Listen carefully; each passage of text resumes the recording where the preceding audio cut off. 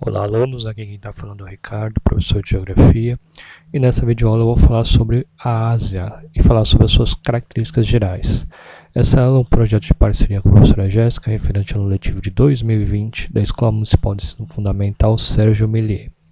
E para nós iniciarmos o nosso assunto sobre o continente asiático, é necessário primeiro nós entendermos o que é a Eurásia. Sobre a Eurásia, você vai ter a junção das palavras Europa e Ásia. O que ela é? Ela é uma massa continental única, tá? Que vai englobar os continentes europeu e asiático. Porque se vocês forem olhar praticamente, tanto a Europa como a Ásia são uma massa continental única, mas que foi dividida arbitrariamente pelo ser humano para fins pedagógicos, para estudo. Tá?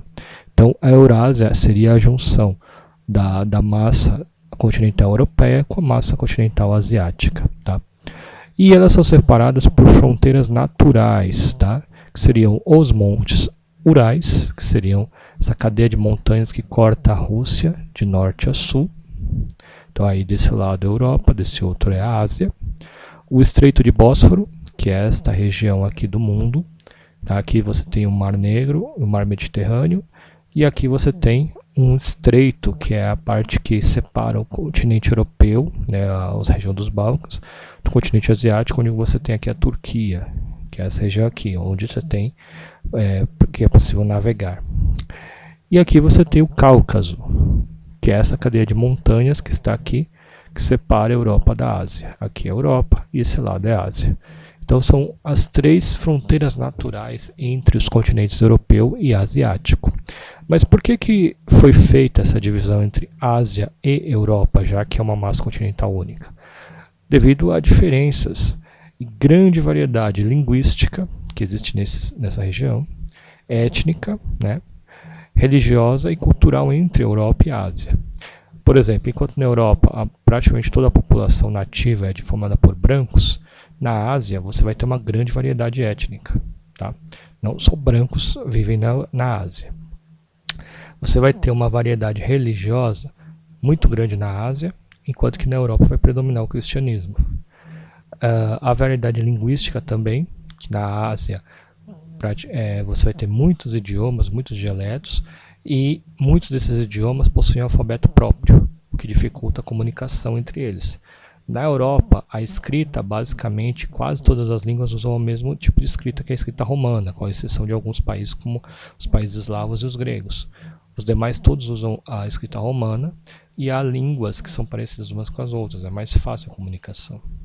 E aí você também, tudo isso vai gerar diferenças culturais, de costumes, tanto na Ásia como na Europa.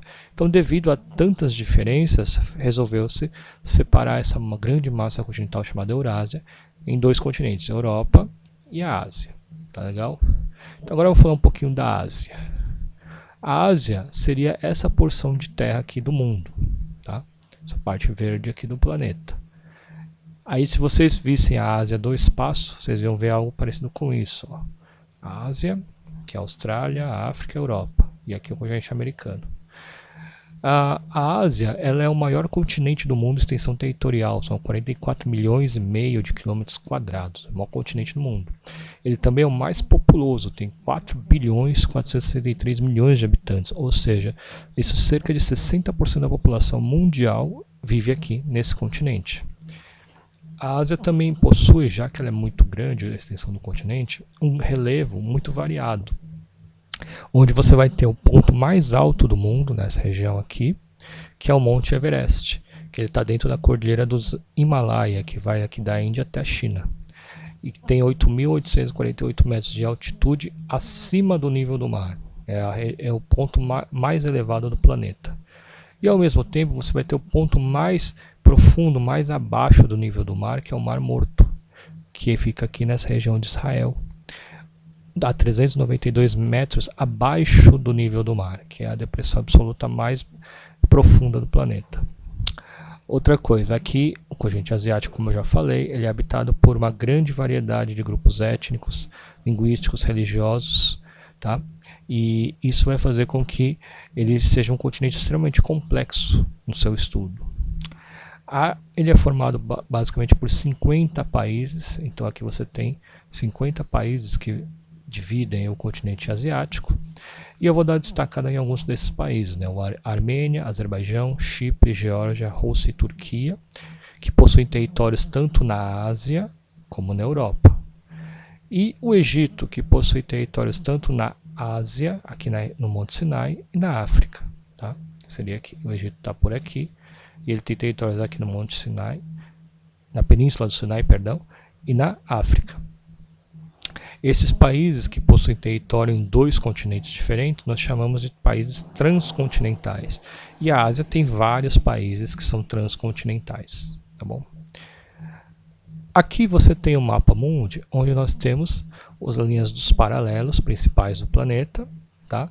Equador, Câncer, Tropa de Câncer, Capricórnio, Círculo Polar Ártico e Círculo Polar Antártico. Aqui eles destacaram o Brasil, mas eu gostaria de vocês observassem a Ásia, tá? Então a Ásia ela vai ser cortada basicamente pelo Equador, que ele vai cortar aqui as ilhas da Indonésia, Malásia, etc. Pelo Trópico de Câncer, que vai cortar aqui a Ásia ao sul da Ásia e Sudeste Asiático. E o Círculo Polar Ártico, que vai cortar aqui o norte da Rússia. Tá? Então aqui você tem 3 paralelos cortando o continente asiático. Tá? Para que serve o paralelo? Se você lembra da aula, o paralelo ele vai determinar as zonas climáticas. Enquanto que as longitudes, que seriam essas aqui, ó, junto com Greenwich, vai determinar os fusos horários. Como a Ásia possui uma grande extensão latitudinal, ou seja, ela é a extensão dela é muito grande do sentido norte-sul, e aí sim, e ela vai ser cortada então por 3 paralelos, ela vai ter o que? Uma grande variedade climática. Se a gente olhar aqui no mapa das zonas climáticas, vocês vão ver que aqui essa região da Indonésia, da Malásia, das Filipinas e do Sudeste Asiático e da Índia estão sob o predomínio do clima tropical.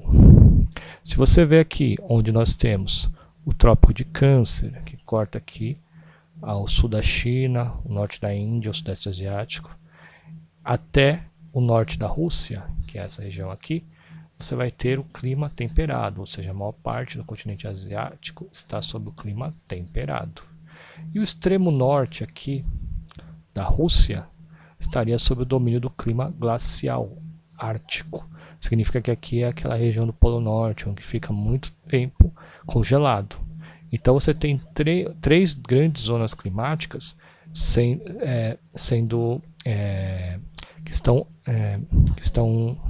que acontecem aqui no continente asiático, tá? E ele tem uma grande extensão latitudinal nesse sentido, leste-oeste, que vai fazer com que ele tenha uma grande quantidade de fusos horários diferentes. Tá? Só para você ter uma ideia, a Rússia, que é esse país transcontinental entre a Europa e a Ásia, ela possui 11 fusos horários. Só para você ter uma ideia. Estou falando só da Rússia, fora os outros. Se a gente pegar a Ásia inteira, você vai ter muitos fusos horários. E aqui a gente chega na divisão regional do continente asiático. Aqui a parte em azul escuro, nós chamamos de Ásia Setentrional. Se você lembra, a palavra setentrional quer dizer norte. Então é a parte da Ásia que está mais ao norte do continente. Aqui em roxo você tem a Ásia Central. Em verde, o Oriente Médio. Em vermelho, a Ásia Meridional. Meridional quer dizer sul, ou seja, a parte mais ao sul do continente asiático. O amarelo equivale ao que a gente chama de Extremo Oriente. E a parte amarelo escuro seria o Sudeste Asiático. Então, se a gente fosse dividir a Ásia em grandes regiões, nós dividiríamos assim, dessa forma. E aí faríamos estudos detalhados de cada região. Tá? Nas próximas aulas eu vou detalhar um pouquinho mais a respeito do clima, do relevo, da vegetação do continente asiático. Então aqui nós temos as referências bibliográficas dessa aula e a gente chega no fim da aula. Obrigado pessoal, até a próxima.